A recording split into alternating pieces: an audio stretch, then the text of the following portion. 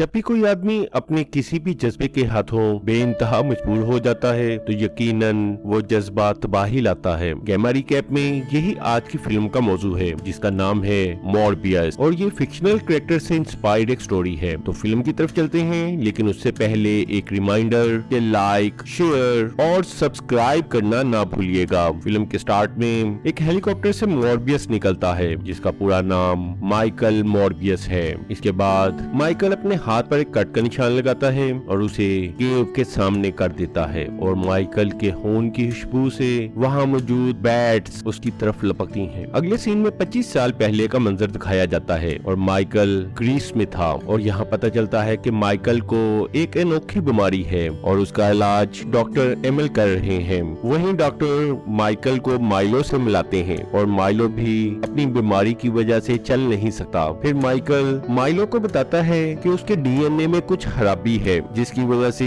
उसे ये बीमारी हुई है और ये दोनों बातें करते हुए जब बाहर देखते हैं तो वो देखते हैं कि वहाँ मौजूद कुछ यंग लड़के उनका मजाक उड़ा रहे हैं और उसी वक्त अचानक माइलो की स्पोर्टिंग मशीन खराब हो जाती है, लेकिन माइकल अपनी जहानत से उस मशीन को ठीक कर लेता है और माइलो की जान बच जाती है। ये देखकर डॉक्टर एमिल भी हैरान थे कि इतनी हाईटेक मशीन को माइकल ने बहुत आसानी से ठीक कर लिया। इसके बाद वो माइकल से बात करते हुए कहते हैं कि तुम्हें न्यूयॉर्क के एक खास स्कूल में चले जाना चाहिए जहां तुम जैसी जहानत वाले बच्चों को अपनी सलाहियतें निखारने का मौका मिलता है। अगले सीन में माइलो को एक लेटर मिलता है जिसमें माइकल ने लिखा था कि मैं अपनी बीमारी का इलाज ढूंढने जा रहा हूँ, लेकिन इत्तेफाक से वो लेटर माइलो के हाथ से उड़कर नीचे चला जाता है और जब माइलो उस लेटर को लेने वापस आता है तो वहाँ मौजूद शरारती लड़के उसे बुरी तरह पीटते हैं और अगले सीन में मौजूदा जमाना दिखाया जाता है और माइकल के एजाज में एक कॉन्फ्रेंस हो रही है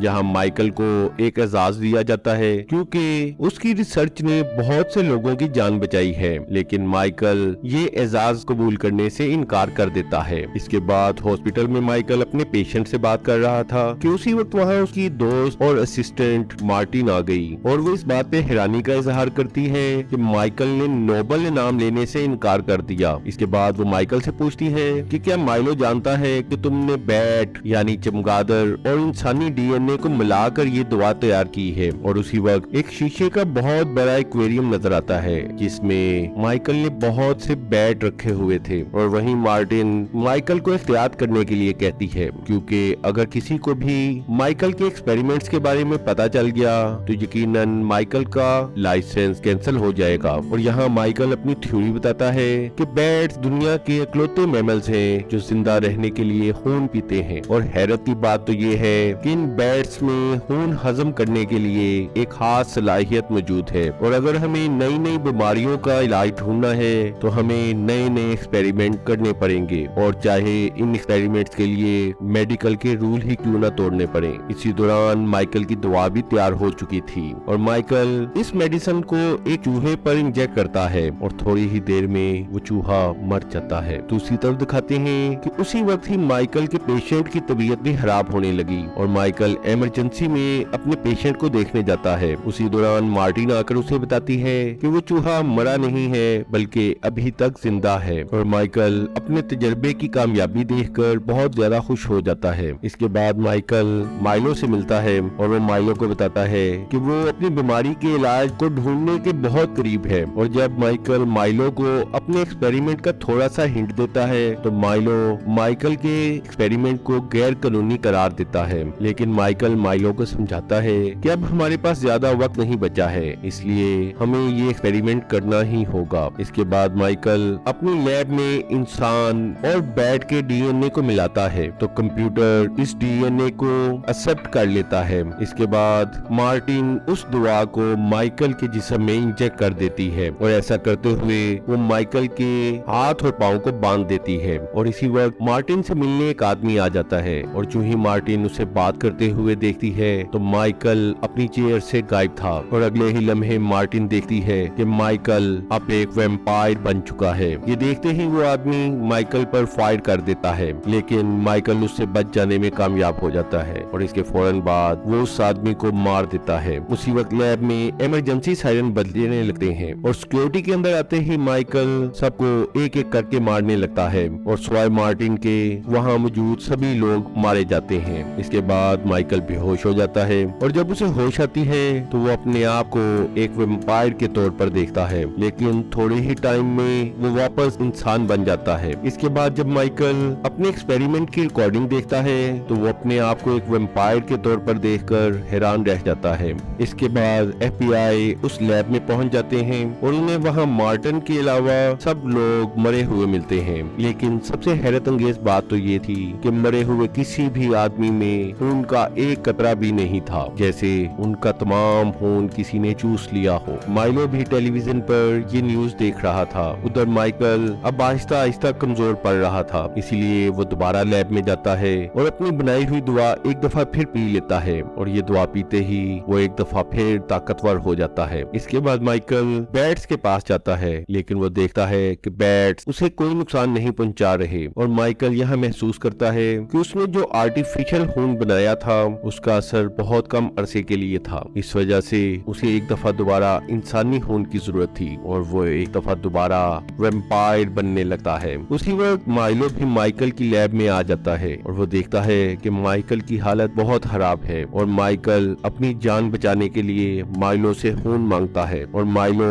माइकल को रेफ्रिजरेटर में रखा हुआ खून ला कर देता है, जिसे पीने के बाद माइकल एक दफा फिर बहुत ताकतवर हो जाता है और अपने पैरों पर सीधा खड़ा हो जाता है। ये देखते ही माइलो भी माइकल से वही दुआ मांगता है ताकि वो भी अपने पाँव पर चल सके, लेकिन माइकल माइलो को समझाता है कि ये दुआ बहुत खतरनाक है, कि इस दुआ की वजह से बहुत से इंसानों की जान गई है और अगर इसे कंट्रोल ना किया जाए तो मजीद कई इंसानों की जान भी जा सकती है। इसलिए माइकल ये दुआ माइलो को देने से इनकार कर देता है और ये बात करते हुए माइकल गुस्से में आ जाता है और उसके अंदर का वैम्पायर अचानक ही बाहर आने लगता है। ये देखते ही माइलो डर कर वहाँ से चला जाता है। उधर हॉस्पिटल में दो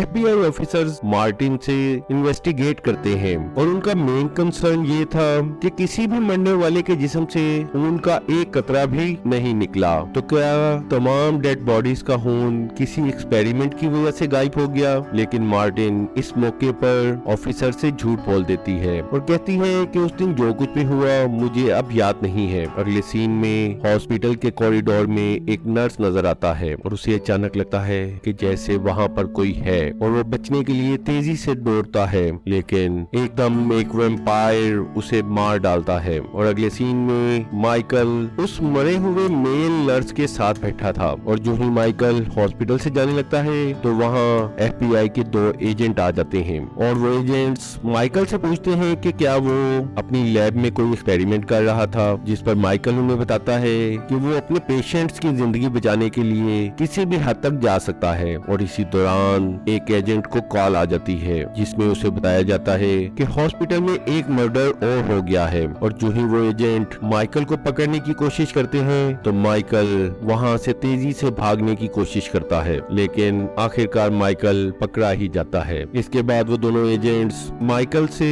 इन्वेस्टिगेट करते हैं क्योंकि उन्हें शक था कि उस मेल नर्स को माइकल ने ही मारा है, लेकिन माइकल इस इल्जाम की डिनाई कर देता है और कहता है कि मैंने उस नर्स को नहीं मारा। इसके बाद माइलो माइकल से मिलने आता है और वो माइकल को तसल्ली देता है कि वो हर हालत में माइकल को जेल से बाहर निकाल लेगा। और जब माइलो माइकल को आर्टिफिशियल ब्लड देकर जाने लगता है तो नजर आता है कि माइलो अपने पाँव पर सीधा चल रहा था, जिसका मतलब ये था कि माइलो ने भी वो मेडिसिन ले ली है। इसके बाद माइकल आर्टिफिशियल ब्लड पीता है और वो एक दफा दोबारा वैम्पायर बन जाता है। इसके फौरन बाद वो अपनी ताकत से काम लेता हुआ जेल से बाहर आ जाता है और जेल से बाहर आते ही वो माइलो को सेंस करने की कोशिश करता है और जितनी देर में माइकल माइलो के पास पहुंचता माइलो एक आदमी को मार चुका था और यहाँ पता चलता है कि उस मेल नर्स को भी माइलो ने ही मारा था और उसका खून पी लिया था। अब माइकल एक दफा दोबारा माइलो से कहता है कि वो मेडिसिन लेकर माइलो ने गलती की है, लेकिन माइलो का कहना था कि ये दुआ कोई कर्ज नहीं बल्कि एक ब्लेसिंग है और ये मेडिसिन हमें एक ऐसी जिंदगी दे सकती है जिसका कभी हमने ख्वाब में भी नहीं सोचा था। ये सुनते ही माइकल माइलो को कहता है कि ये वो माइलो नहीं जिसे मैं जानता था, क्योंकि जिस माइलो को मैं जानता था और जो मेरा दोस्त था वो कभी भी ऐसी हरकत नहीं कर सकता। इसके बाद वो दोनों वैम्पायर में तब्दील हो जाते हैं और एक दूसरे से लड़ने लगते हैं। उसी वक्त वहाँ पुलिस आ जाती है, लेकिन माइलो एक पुलिस ऑफिसर को मारकर उसका खून पी लेता है, जिससे वो एक दफा दोबारा बहुत ज्यादा ताकतवर हो जाता है। और इसके फौरन बाद वो वहाँ मौजूद तमाम पुलिस ऑफिसर्स को भी मारकर उनका खून पी लेता है। माइकल इस दौरान वहाँ से जाने की कोशिश करता है, लेकिन माइलो उस पर फौरन ही हमला कर देता है। लेकिन माइकल माइलो से कहता है कि मैं तुमसे नहीं लड़ना चाहता। इसी दौरान वहाँ आती एक ट्रेन की वाइब्रेशंस को माइकल महसूस करता है और उन्हीं वाइब्रेशंस के साथ वो उड़ता हुआ वहाँ से चला जाता है। कुछ देर बाद वहाँ FBI एजेंट आ जाते हैं और उन्हें ऐसा लगता है कि इन तमाम लोगों को भी माइकल ने ही मारा है। अगले सीन में पता चलता है कि माइलो का अगला शिकार मार्टिन है, जिसे वो छुप कर देख रहा था। अगले दिन बस में जाते हुए मार्टिन को माइकल मिलता है और माइकल मार्टिन को बता देता है कि उस मेल नर्स को और तमाम पुलिस ऑफिसर्स को माइलो ने मारा है। इसके बाद मार्टिन माइकल को चेक करने के लिए एक कप को धूप में रखती है, तो माइकल उसे बताता है कि वो कोई आम वेम्पायर नहीं है, इसलिए धूप उसे कोई नुकसान नहीं पहुंचा सकती। इसके बाद माइकल उसे ये भी बताता है कि अब आर्टिफिशियल ब्लड का असर भी कम होता जा रहा है। पहले ये असर 6 घंटे तक रहता था और अब बस 4 घंटे तक रहने लग पड़ा है। उसी वक्त माइकल 2 ऐसे आदमियों की आवाज सुनता है जो नकली नोट चला रहे थे और माइकल उनका पीछा करता हुआ उनकी फैक्ट्री तक पहुंच जाता है और वहाँ एक आदमी माइकल पर चाकू से हमला करता है, लेकिन माइकल उनके लिए बहुत ताकतवर था, इसलिए वो उसका हाथ तोड़ देता है। और ये देखकर वहाँ मौजूद तमाम लोग डर के मारे वहाँ से भाग जाते हैं और उन लोगों के जाने के बाद माइकल इस फैक्ट्री को अपने मुताबिक एडजस्ट करता है। दूसरी तरफ माइलो अपनी नई जिंदगी को फुल एंजॉय कर रहा था। फिर वो तैयार होकर एक पार्टी में जाता है जहाँ उसे एक लड़की नजर आती है और जब वो उस लड़की से बात कर रहा था तो उसका बॉयफ्रेंड आकर माइलो से बदतमीजी करता है, जिसके बाद माइलो बाहर आकर इन लोगों को मार देता है। इसके बाद माइलो मार्टिन के पास जाता है और उससे माइकल का पता पूछता है, लेकिन मार्टिन माइलो को माइकल का पता बताने से मना कर देती है, जिस पर माइलो मायूस होकर वहाँ से चला जाता है और उसके फौरन बाद ही मार्टिन भी लैब से बाहर आ जाती है, जिसके थोड़ी देर बाद ही पुलिस लैब तक आ जाती है। इसके बाद मार्टिन माइकल के पास जाती है और वहाँ पहुंचकर गलती से मार्टिन की उंगली में एक कट लग जाता है, जिसे खून बहने लगता है और खून देखते ही माइकल एक दफा फिर वेम्पायर बनने लगता है, लेकिन फिर वो अपने आप पर काबू पाता है और मार्टिन को अपने जख्म पर पट्टी बांधने के लिए कहता है। और उसी वक्त नजर आता है कि माइलो मार्टिन का पीछा करते हुए वहाँ तक पहुँच गया था। उधर FBI तमाम कत्ल की इन्वेस्टिगेट कर रही थी। इसी दौरान एक एजेंट को CCTV कैमरा नजर आता है और कैमरे की फुटेज देखने से एजेंट्स को पता चल जाता है कि ये तमाम कत्ल माइकल की जगह माइलो ने किए हैं। उधर माइलो से मिलने डॉक्टर एमिल आते हैं और माइलो ने कहता है कि अब मैं बिल्कुल ठीक हो गया हूँ, इसलिए मुझे आपके इलाज की मजीद जरूरत नहीं है। और ये कहते हुए अचानक ही वो अपने वेम्पायर रूप में आने लगता है, जिस पर डॉक्टर एमिल डर कर उससे पूछते हैं कि ये उसे क्या हो रहा है और माइलो डॉक्टर को बताता है कि असल में वो सो नहीं पा रहा, जिस पर डॉक्टर उसे मेडिसिन देता है, लेकिन माइलो ये कहकर दवा फेंक देता है कि अब इन आम मेडिसिन का उस पर कोई असर नहीं होता। ये सुनते ही डॉक्टर माइलो को कहता है कि तुम अपने अंदर मौजूद वेम्पायर पर काबू नहीं कर पा रहे, जिस पर माइलो गुस्से में आ जाता है और डॉक्टर पर ही अटैक कर देता है। इसके बाद वो डॉक्टर को एक मैसेज देता है कि वो माइकल को कह दे कि वो नहीं जानता कि मैं कितना ताकतवर हो चुका हूँ और अभी मैं कितने इंसानों को कत्ल करने वाला हूँ। उधर माइकल उस मेडिसिन की एंटीडोट बनाने में कामयाब हो जाता है और माइकल इस एंटीडोट की 2 इंजेक्शन बनाता है, एक अपने लिए और एक माइलो के लिए। और इसके बाद माइकल मार्टिन को वहाँ से जाने के लिए कहता है और इसके फौरन बाद ही माइकल को डॉक्टर का कॉल आ जाता है और वो माइकल को बताता है कि वो माइलो से मिलने आया है और उसे मदद की फौरी जरूरत है। इसके साथ ही डॉक्टर माइकल को ये भी कहता है कि तुम्हें हर हाल में माइलो को रोकना होगा और ये कहते ही डॉक्टर की डेथ हो जाती है। और इसके बाद कॉल पर माइकल को माइलो की आवाज सुनाई देती है जो माइकल को चैलेंज कर रहा था। इसके बाद माइकल ने अपने 6th सेंस से माइलो का ठिकाना ढूंढ निकाला और वो देखता है कि माइलो ने मार्टिन पर हमला कर दिया है, इसलिए माइकल उड़ता हुआ तेजी से मार्टिन के पास पहुंचता है और मार्टिन का खून पीता है और असली इंसानी खून पीने से माइकल भी बहुत ज्यादा ताकतवर हो जाता है। लेकिन इसी दौरान मार्टिन भी माइकल का खून पी लेती है और इसी वक्त माइलो और माइकल आपस में लड़ने लगते हैं और माइलो माइकल को बहुत ज्यादा जख्मी कर देता है, जिस पर माइकल अपने बैट्स को अपनी मदद के लिए बुलाता है और बैट्स नीचे गिरते हुए माइकल को आकर संभाल लेते हैं। इसके फौरन बाद माइकल तमाम बैट्स को माइलो पर अटैक करने के लिए कहता है और जो ही बैट माइलो पर अटैक करते हैं तो मौका देखते ही माइकल माइलो में एंटीडोट इंजेक्ट कर देता है और दवा इंजेक्ट होते ही माइलो वापस इंसान बनना शुरू हो जाता है और जो ही वो इंसानी रूप में वापस आता है उसी वक्त माइलो की डेथ हो जाती है। अगले सीन में जब FBI एजेंट वहाँ पहुँचते हैं तो वो देखते हैं कि वहाँ बहुत से बैट्स उड़ रहे हैं। उधर मार्टिन भी नहीं मरती क्योंकि उसने माइकल का खून पी लिया था, इसलिए अब वो भी एक वैम्पायर बन चुकी थी। और अगले सीन में मल्टीवर्स से एक पोर्टल खुलता है और स्पाइडरमैन की दुनिया से एड्रिन यहाँ की दुनिया की जेल में आ जाता है। और अगले सीन में माइकल मॉर्फियस नजर आता है जो अपनी कार में जा रहा था और अचानक उसकी कार के सामने एड्रियन अपने कॉस्ट्यूम में आ जाता है और वो मॉर्फियस से कहता है कि मैं नहीं जानता